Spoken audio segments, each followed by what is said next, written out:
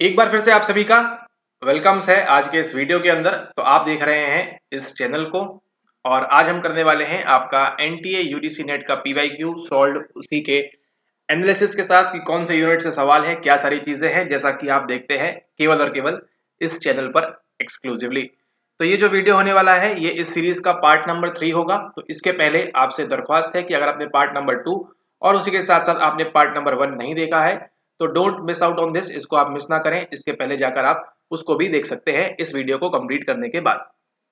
अगर आप इस पूरी सीरीज को कंटिन्यू देखते हैं बिल्कुल फ्री ऑफ कॉस्ट चलेगी, ये free of cost free of cost free of cost, बिल्कुल ही मुफ्त में चलेगी आपकी ये पूरी सीरीज। और अगर इसको आप चैप्टर 1 से मतलब आपकी जो वीडियो 1 है वहां से लेके जितने भी आगे पार्ट्स बनते हैं उसको आप कंटिन्यूसली फॉलो करते हैं तो आप मान के चलिए आपका जो नेक्स्ट अटेम्प्ट होने वाला है उसके लिए आप 2 से 4 नंबर एडवांटेज लेके जाएंगे, प्रोवाइडेड आप जो चीजें यहाँ बताई जा रही है उनको नोट डाउन करें एंड उसी के साथ साथ अपनी तैयारी जो है, केवल आपने ये सीरीज को भी अगर देख लिया तो आपके 2 से 4 नंबर बढ़ेंगे आने वाले अपकमिंग एग्जाम के लिए।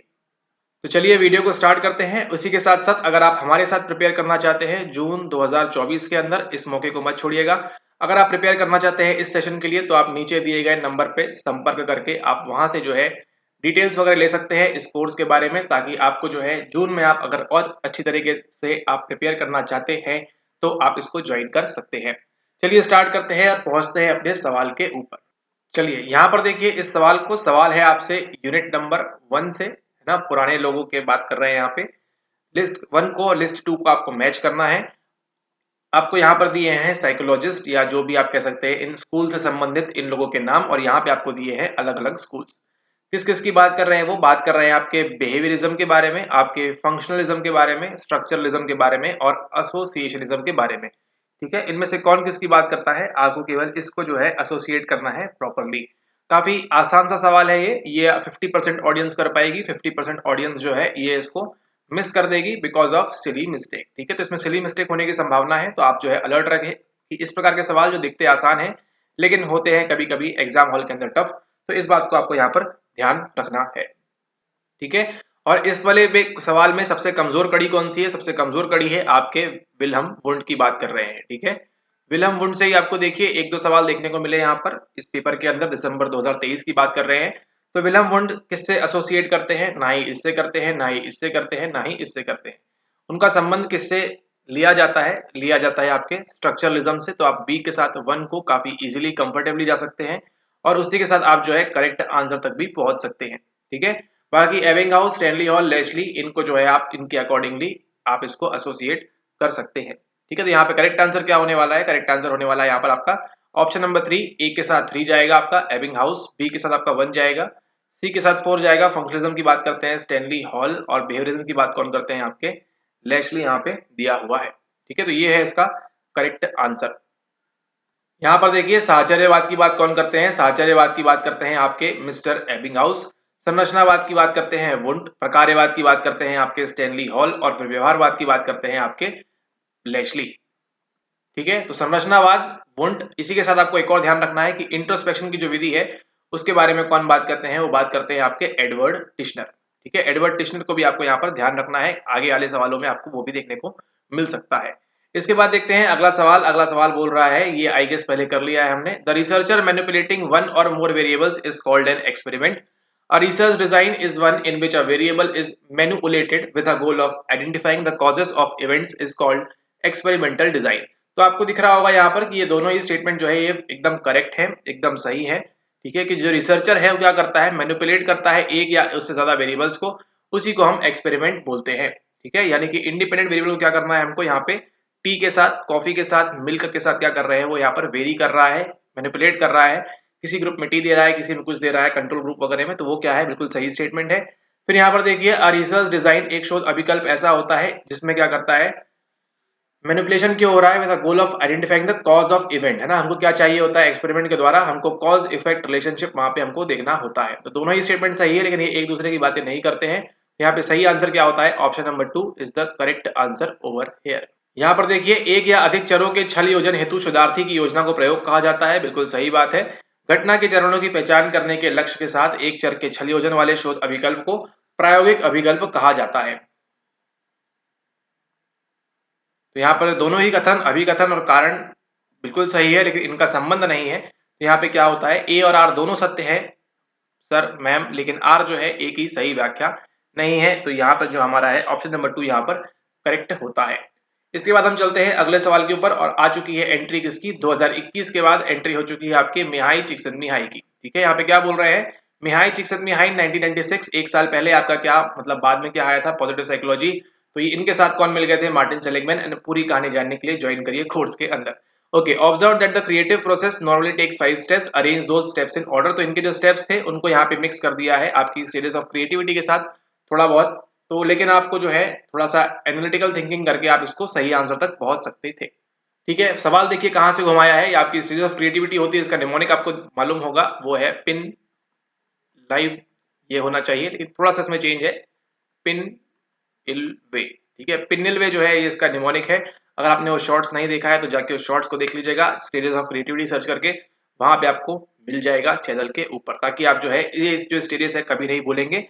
सबसे पहले आती है आपकी प्रिपरेशन, फिर आती है आपकी इंक्यूबेशन, फिर आती है आपकी इल्यूमिनेशन, और फिर आती है आपकी verification. Preparation, evaluation, incubation, insight, elaboration यहाँ दिया हुआ है। तो क्या होगा, थोड़ा सा आपको जो है दिमाग को घुमा फिरा के इसको बस सोचना था। सबसे पहले आपको मालूम है, सबसे पहले क्या करेंगे हम, सबसे पहले करेंगे आपका प्रिपेयर। तो प्रिपरेशन सबसे पहले आएगा, चारों ही ऑप्शन में यहाँ पर दिया हुआ है। प्रिपरेशन हो गया, फिर क्या है हमारे पास, इन है, इन से क्या आता है आपका इंक्यूबेशन। ऑप्शन नंबर सी पे आप जाएंगे तो अब बचते हैं दो चीजें, एक या तो ये या फिर ये। ठीक है, अब तो या तो बी आएगा या फिर ई आएगा। तो इवेल्युएट कैसे कर लेंगे आप, उसके पहले क्या आएगा आपको, इनसाइट आएगा, राइट। इनसाइड आता है आपका पिनिल वे, फिर आपका इनसाइड इल्यूमिनेशन वाले में, एंड देन आपका बी में फिर इवेल्युएट करेंगे वेरीफाई करने के लिए, एंड देन इलेबोरेट करेंगे उस चीज को। थोड़ा सा सवाल था, ट्रिकी था यहाँ पे, लेकिन अगर आप एनालिटिकल थिंकिंग कर पाए, आप चीजों को समझ पाए, अगर आपको ये निमोनिक याद होता, तो मे बी आप जो है सही आंसर तक काफी कंफर्टेबली यहाँ पर पहुंच सकते थे। बट उसमें आपको यहाँ पे ये एक चीज मालूम होना चाहिए कि जो लाइव लिख दिया क्या, ये वाली जो स्टेज होती है ये तो क्लियर हो गई, प्रिपरेशन इंक्यूबेशन। आपको ये मालूम होना चाहिए था कि इल्यूमिनेशन वाली स्टेज में होता क्या है। अगर वो आपको मालूम है तो ये आपको ये आंसर आपका कभी भी गलत नहीं होगा। सही आंसर क्या है यहाँ पे, सही आंसर है आपका ऑप्शन नंबर 3, ACEBD। अगली बार सवाल रिपीट होगा नहीं, बट आप फिर भी इसको ध्यान रखें। यहाँ पर देखिए क्या बोल रहे हैं, तैयारी, मूल्यांकन, ऊष्मायन, विस्तारण, अंतर्दृष्टि। ठीक है, तैयारी सबसे पहले होगी, फिर क्या होगा उसका ऊष्मायन होगा, इंक्यूबेशन की बात कर रहे हैं, फिर आपकी अंतर्दृष्टि मिलेगी आपको ई, फिर आपका मूल्यांकन करेंगे, एंड देन यहाँ पर उसका विस्तारण करेंगे। सिक्स सेंड मी हाली, हिंदी में तो और मतलब। अब यहाँ पर देखिए अगला सवाल, यह जो है आसान सवाल है। ठीक है, क्या बोल रहे हैं, on the basis of which criterion, किस मापदंड के आधार पर, मानदंड नहीं मापदंड के आधार पर परीक्षणों को शाब्दिक परीक्षण तथा अशाब्दिक परीक्षण, verbal test and non verbal test में हम उसको कैटेगराइज कर सकते हैं, क्लासिफाइड कर सकते हैं, हम उसको वर्गीकृत कर सकते हैं, है ना। उद्देश्य मानदंड, मदों की विषय वस्तु मानदंड, प्राप्तांक मानदंड, या फिर समय सीमा मानदंड। ठीक है, तो उन्होंने जो है सवाल को टफ कैसे बना दिया है सवाल आसान लेकिन टफ कैसे बना दिया है, यहाँ पे वर्बल और नॉन वर्बल लिख के। अगर आप भी सोच के देखिए, यहाँ पे लिखा होता शाब्दिक और यहाँ पे लिखा होता निष्पादन, तो काफी इजी हो जाता है यहाँ पर, लेकिन टफ बनाने के लिए वर्बल लगा दिया और नॉन वर्बल लगा दिया। आंसर क्या है सही, इसका आंसर करेक्ट है इसका, criterion of content of items. ठीक है, तो कोई वर्बल टेस्ट है या कोई नॉन वर्बल टेस्ट है, उसको हम कैसे विभेद करेंगे, कैसे क्लासिफाई करते हैं, उनको हम करते हैं उनके कंटेंट ऑफ आइटम, क्या उनके अंदर आइटम्स का इस्तेमाल कर रहे हैं, कौन से हम मदों का इस्तेमाल कर रहे हैं, मदों की विषय वस्तु क्या है, उसके आधार पर जो है हम उसको वर्बल या नॉन वर्बल, शाब्दिक या अशाब्दिक परीक्षण उनको कहा जाता है। तो यहाँ पे सही आंसर क्या है, option number 2, criterion of content of items. अब यहाँ पर देखिए ये सवाल जो है, अगर आपको डिफिकल्ट लग रहा है तो डिफिकल्ट लग रहा है, लेकिन अगर आपको ऐसा है थोड़ा सा आपने कॉमन सेंस का इस्तेमाल करेंगे, सामान्य ज्ञान का इस्तेमाल करेंगे, तो आपको इस सवाल को आप गलत नहीं करेंगे। देखिए क्यों, क्या बोल रहा है यहाँ पे, which of the following are the influencing skills of counselling. Counselling तो आपको ये पता है ना क्या होती है, परामर्श जो आप देते हैं वहां पे, काउंसलिंग क्या होती है। ठीक है, ये तो आपको मालूम है काउंसलिंग होती क्या है। ठीक है, आपने नहीं पढ़ा मान के चलिए। ठीक है, और इन्फ्लुएंस करना मतलब मालूम है ना, किसी को प्रभावित करना। तो काउंसलिंग के दौरान इनमें से कौन सी जो है क्या कर रही है, वो प्रभावित करने वाली स्किल्स हैं, ऐसा बोल रहे हैं। Self disclosure, information giving, confrontation, smart goals, यहाँ पे दिया हुआ है, सिंपल सी बात है, ये तीनों करेंगे हम, स्मार्ट गोल्स वगैरह की बात इसके अंदर हम नहीं करेंगे। ठीक है, तो सही आंसर क्या होता है यहाँ पे, सही आंसर होता है आपका option number 4, A, B and C only. ठीक है, काउंसलिंग के लिए इन्फ्लुएंसिंग स्किल्स क्या चाहिए आपका, सेल्फ डिस्क्लोजर बताएंगे, इन्फॉर्मेशन गिविंग, और फिर कन्फ्रंट भी करते हैं आप जो पेशेंट है उसके साथ में। यहाँ पे देखिए दिया हुआ है, निम्नलिखित में से कौन कौन परामर्श कौशल को, है ना, आपकी स्किल्स जो है काउंसलिंग की प्रभावित करते हैं। आत्म प्रकटीकरण बताएंगे अपने बारे में, उनके बारे में, सूचना प्रदान करना, सामना, स्मार्ट सुव्यवस्थित लक्ष्य की बात यहाँ पे नहीं होती है। ABC यहाँ पे जो है इसका करेक्ट आंसर होता है। ये देखिए अगला सवाल, ज़ीगार्निक इफेक्ट की बात कर रहे हैं। इस प्रकार के सवाल जो है आपके सेट एग्जाम्स वगैरह में आते हैं, लेकिन इस बार जो है नेट में भी पूछ लिया गया। ज़ीगार्निक इफेक्ट आगे हो सकता है भविष्य में रिपीट करे, तो उसको ध्यान रखें क्या होता है। The translation of learning into behaviour, क्या आपने कभी सुना, ये होता है। Behaviour directed towards some goal, क्या ये होता है। The tendency to remember uncompleted task longer than completed ones, क्या ये होता है। या फिर a number of interrelated individual memory traces है। मेमोरी ट्रेसेस में ज़ीगार्निक कौन आ गया, ठीक है।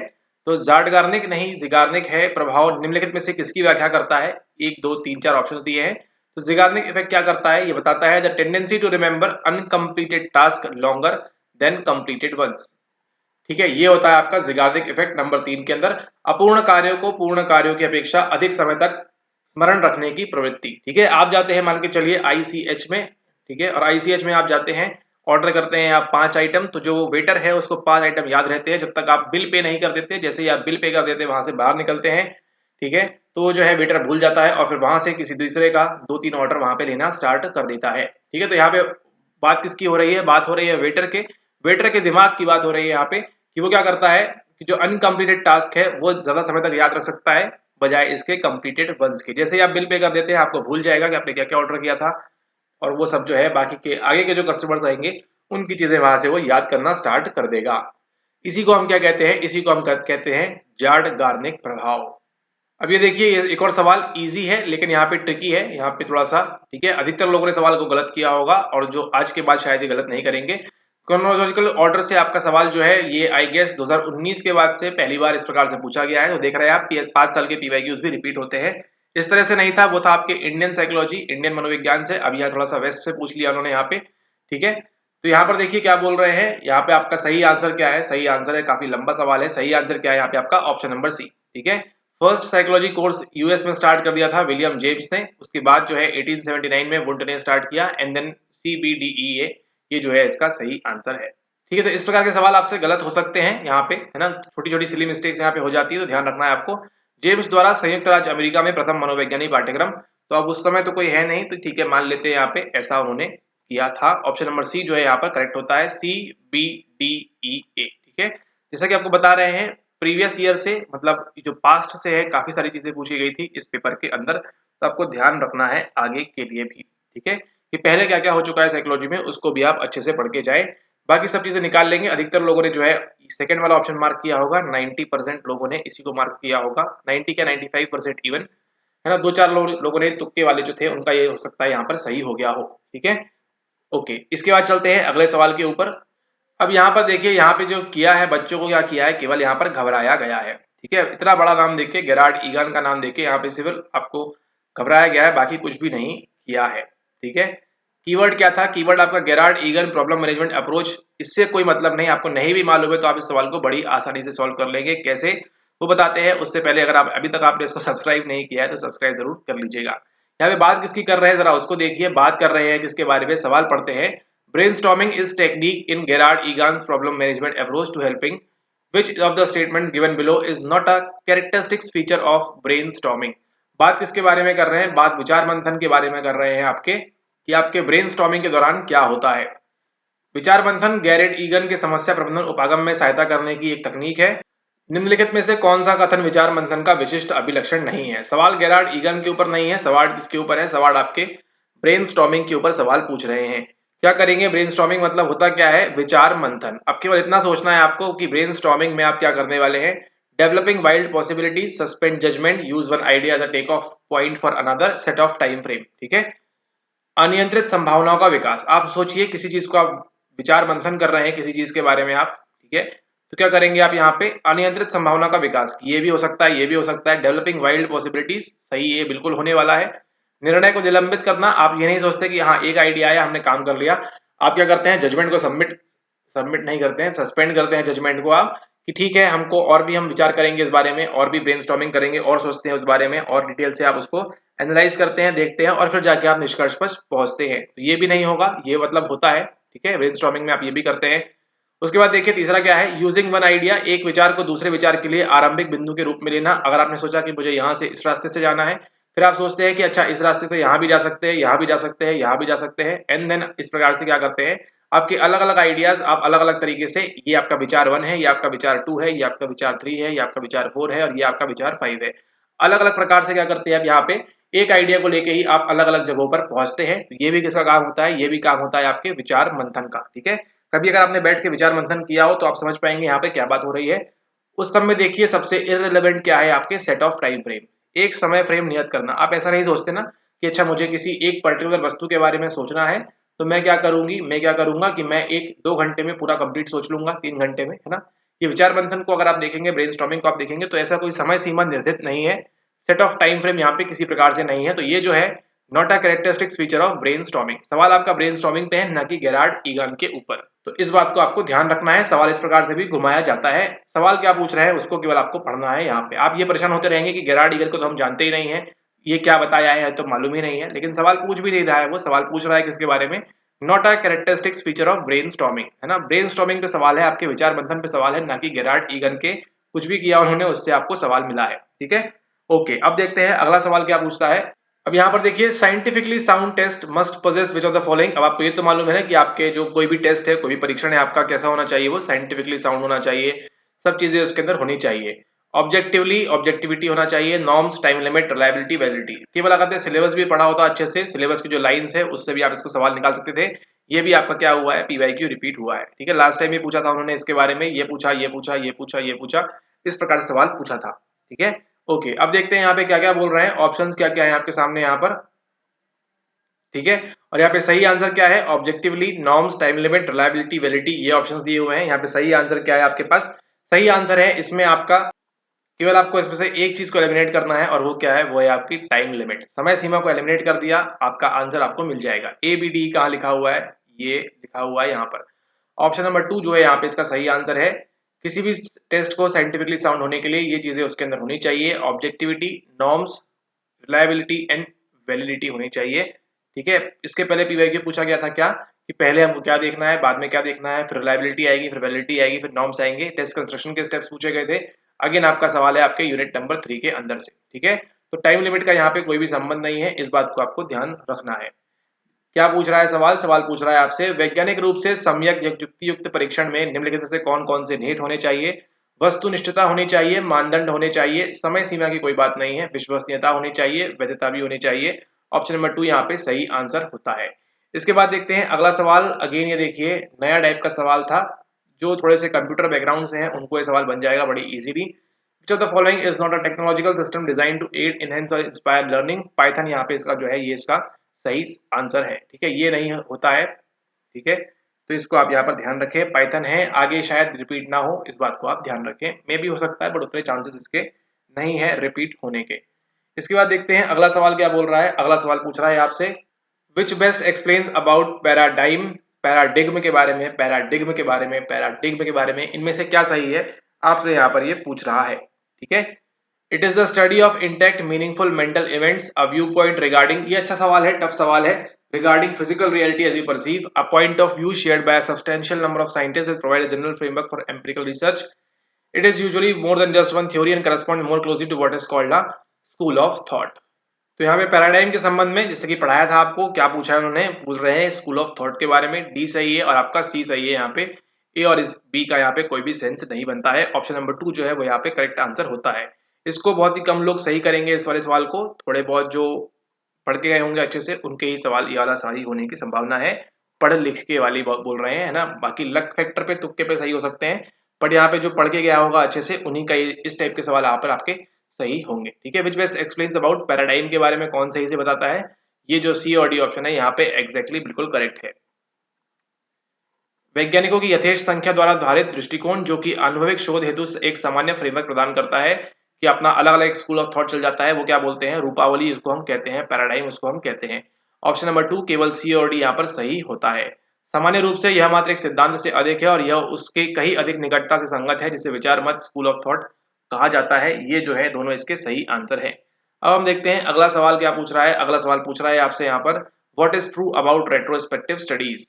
Data are often collected with the help of narrative methods. It is also known as naturalistic inquiry. Collected data can be analyzed through it is same as quasi experiment. Biographical research is a good example of retrospective studies. केवल आपको यहाँ पे एक चीज ढूंढनी है, वो क्या है, वो है रेट्रो का मतलब। रेट्रो का मतलब क्या होता है, पुराना। तो थोड़ा सा आप अगर थोड़ा सा दिमाग लगा पाए, अगर आपने नहीं पढ़ा हो इस टाइप से सवाल, देखिए आपको फर्स्ट टाइम देखा गया है इस प्रकार के सवाल रेट्रोस्पेक्टिव स्टडी से संबंधित। थोड़ा सा आप दिमाग लगाएंगे, रेट्रो मतलब क्या होता है, पुराना। पुराने में आप ये ऑप्शन देखिए, biographical research is a good example of retrospective study, ये बिल्कुल सही बात है आपकी यहाँ पर। ठीक है, तो अगर आप किसी की बायोग्राफी ढूंढ रहे हैं तो क्या है, एक रेट्रोस्पेक्टिव स्टडी का एग्जाम्पल है वो। उसी के साथ आप क्या कर सकते हैं, कलेक्टेड डेटा जो है उसको एनालाइज कर सकते हैं, जो भी डेटा आपने प्राप्त किया है। डेटा प्राप्त कैसे किया है, डेटा प्राप्त किया है आपने with the help of narrative methods, ACE, ये जो ऑप्शन है आपका सही होता है। कभी कभी इसमें गलती होने की संभावना है, बट थोड़ा सा अगर आप देखें यहाँ पे, थोड़ा सा लॉजिक अप्लाई करें यहाँ पे रेट्रोस्पेक्टिव रेट्रो के संबंध में, तो आपका ये सवाल में भी सही हो सकता है। ऑप्शन नंबर 3 जो है यहाँ पर इसका करेक्ट आंसर है। आगे रिपीट हो इसकी संभावना बहुत ही कम है। यहाँ पर देखिए, भूतलक्षी पूर्व प्रभावी अध्ययनों के संबंध में निम्न में से कौन कौन सही है। दत्त डाटा संग्रहण बहुधा आख्यान विधियों से किए जाते हैं, नैरेटिव मेथड से किए जाते हैं। संग्रहित दत्त का विश्लेषण शास्त्र मीमांसी दृष्टिकोण से किया जा सकता है, एनालाइज थ्रू। यह अर्ध प्रयोग के समान है, नहीं। जीवनी शोध पूर्व प्रभावी अध्ययन का उत्तम उदाहरण है, बिल्कुल सही। ACNE जो है इसके सही आंसर है। ऑप्शन नंबर 3 जो है यहाँ पे इसका सही आंसर होता है। इसके बाद देखते हैं अगला सवाल, एक और आसान सवाल यहाँ पे आपका। इसका उत्तर क्या है सही, इसका उत्तर सही है आपका, ये तो आप बताएंगे कमेंट करके। सवाल कहाँ से, आपके सैम्पलिंग से है। देखिए पिछले 2-3 बार से सैम्पलिंग आपकी कंटिन्यूसली रिपीट हो रही है। आप लोग नहीं पढ़ेंगे सैम्पलिंग के बारे में, क्या होती है, कितनी होती है, कितने प्रकार की होती है, कितने टाइप्स की होती है, तो वो सब आपको अच्छे से पढ़ना है। ठीक है, इतनी सारी सैम्पलिंग उनके पास है, कोई भी उठा के पूछ लेंगे तो आपको सारी की सारी बननी चाहिए, ये बात भी जरूरी हो जाती है। इसके बाद देखते हैं अगला सवाल। अगला सवाल है, अगेन देखिए ये आपको बताया था, the ability of brain to adopt to the environment and to replace function following damage is known as. क्षति उपरांत पर्यावरण अनुकूलन व प्रकार प्रतिस्थापन की मस्तिष्क की योग्यता को निम्न में से किस रूप में जाना जाता है। किस रूप में जानते हैं इसको हम, इसको आप जानते हैं आपके तंत्रिका सुघटिता के रूप में, यानी कि न्यूरोप्लास्टिसिटी के रूप में। आपके जो न्यूरॉन है प्लास्टिक है, न्यूरोप्लास्टिसिटी होती है। ब्रेन क्या करता है, adopt to the environment and to replace function following damage. Damage हो गया आपके ब्रेन में, कहीं का न्यूरॉन चटक गया आपका, तो क्या होगा, रिप्लेस करके वो क्या करेंगे, उसकी जो फंक्शनिंग है उसको वहां पर डेवलप करेंगे। वो क्या है आपकी, वो आपकी न्यूरोप्लास्टिसिटी है। ठीक है, बाकी जो है आपके तीनों ही गलत आंसर्स हैं। तो ये था आपका आज का लास्ट सवाल। इसी के साथ वीडियो को समाप्त करते हैं। ये था आपका पार्टीर पार्ट नंबर 3 आपका यहाँ पर। तो आई होप आपको ये वीडियो पसंद आया हो। पसंद आया हो तो आप इसको लाइक जरूर कर सकते हैं, नहीं आया है तो क्या करना है, नहीं आया है तो शेयर कर देना है, ताकि और किसी को ये पसंद आ जाए। Thanks for watching the video, have a nice day ahead, take care. मिलते हैं आपसे अगले वीडियो में। बात करेंगे हम जो है इसके 4th पार्ट के लिए। ठीक है, 4th पार्ट के लिए थोड़ा सा वेट करिए, वो भी आएगा आपको यहाँ पर। एंड 4th पार्ट को देखेंगे हम यहाँ पे, और उसके आगे के जो सवाल है उसको हम धीरे धीरे इसी प्रकार से समझ समझ के आगे उसको हम सॉल्व करते जाएंगे। ठीक है, ओके। इसी के साथ वीडियो को समाप्त करते हैं, और उसी के साथ साथ इसी के साथ उसी के साथ और सबके साथ यहाँ पे देखिए, अगर आपने टेलीग्राम ग्रुप को ज्वाइन नहीं किया है तो कौन करेगा, टेलीग्राम ग्रुप को ज्वाइन करिए। सर्च करिए केवल इस चीज़ को अपने सर्च बार में जाकर टेलीग्राम के ऊपर, और वहां से उसको आप इजीली कंफर्टेबली बड़े आरामदायक तरीके से उसको ज्वाइन कर सकते हैं, ताकि आने वाले जो भी लेक्चर्स हैं, फ्री लेक्चर्स आपके जो भी चल रहे हैं, जो भी अपडेट है वगैरह है, वो सब आपको यहाँ पे मिल जाएगी। ठीक है, क्योंकि देखिए यहाँ पे फरवरी का महीना ऑलरेडी स्टार्ट हो चुका है। फरवरी स्टार्ट हो चुका है, आपके पास बचते हैं मार्च, मई, अप्रैल, जून। अरे जून में एग्जाम ही है, ओके। 3 महीने बचे हैं आपके पास, तैयारी स्टार्ट कर दीजिए।